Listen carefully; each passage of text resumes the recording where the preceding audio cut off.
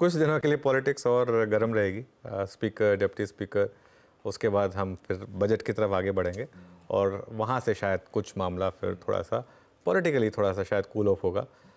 खैर एनीवे, अब मार्केट पर आते हैं और मैं आशीष एक चीज़ कहूँगा, इस मार्केट में बहुत लोगों ने मुझे पूछा कि मेरी कल और परसों की स्ट्रैटेजी में शॉर्ट की ट्रेड नहीं थी, जो हायर लेवल पर या रिजेक्शन पर, वो मैंने जानबूझ के नहीं दी थी वो, क्योंकि मेरा एक ये व्यू था कि एक ऐसी मार्केट जिसमें लॉन्ग साइड पर इतना पैसा बन रहा हो, उसमें अगर आप शॉर्ट करके पैसा बना भी लेंगे ना अगर, तो वो फिर आप की साइकी ख़राब करेगा और आप फिर वो बड़ा वाला मूव मिस कर देंगे। ठीक है, इसके लिए इस मार्केट में शॉर्ट के बारे में सोचना भी नहीं है।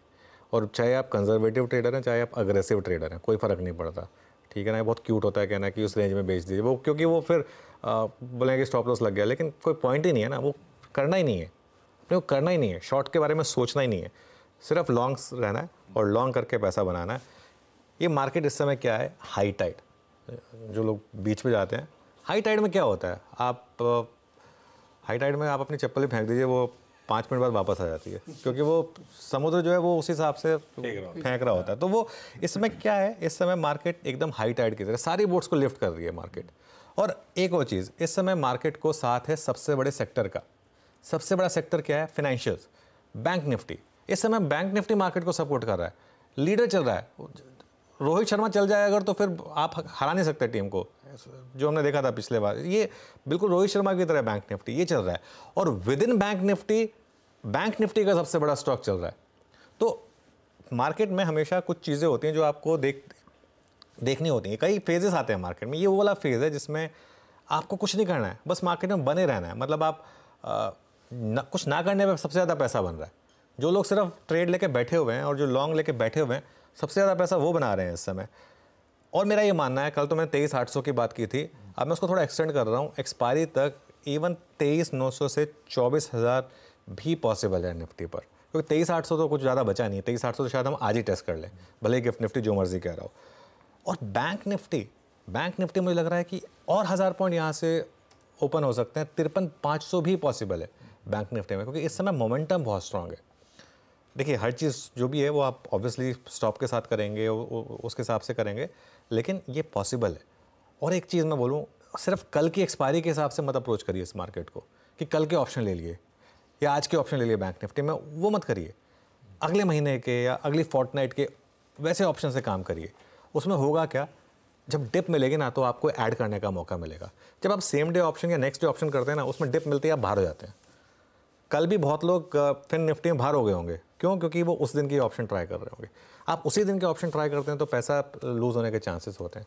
कोशिश करिए अगले हफ्ते के या 2 हफ्ते बाद के ऑप्शंस ट्राई करने के लिए, अगर आप एक ऑप्शन ट्रेडर हैं तो। ठीक है, इस चीज़ का ध्यान रखिए।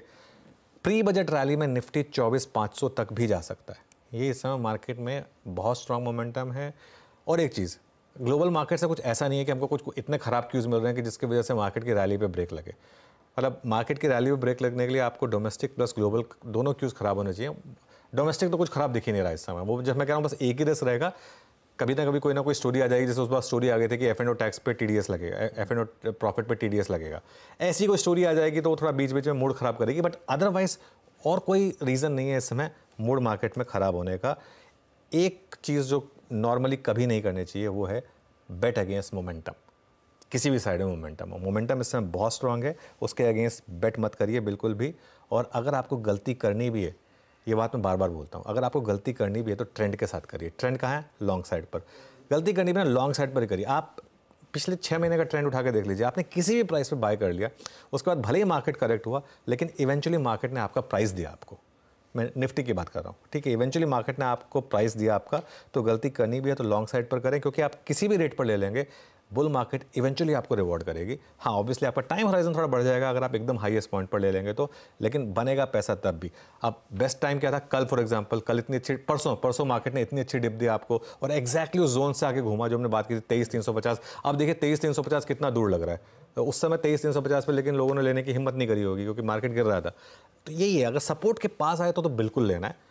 आज थोड़ा सा, क्योंकि third day of the rally है, आज हो सकता है कि थोड़ा सा मार्केट आपको वॉलेटिलिटी दे कंपेयर टू लास्ट 2 डेज, जिसमें एकदम आपको क्लीन मूव मिला था, लेकिन है मूव अभी भी लॉन्ग साइड पर है। मन तेजी का ही है। हाँ, ये हो सकता है कि आपके सपोर्ट या बेस के पास आए तो खरीदारी करने का मन बनाया जा सकता है।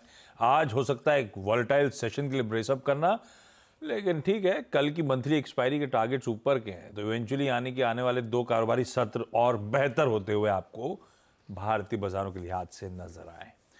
चलिए आज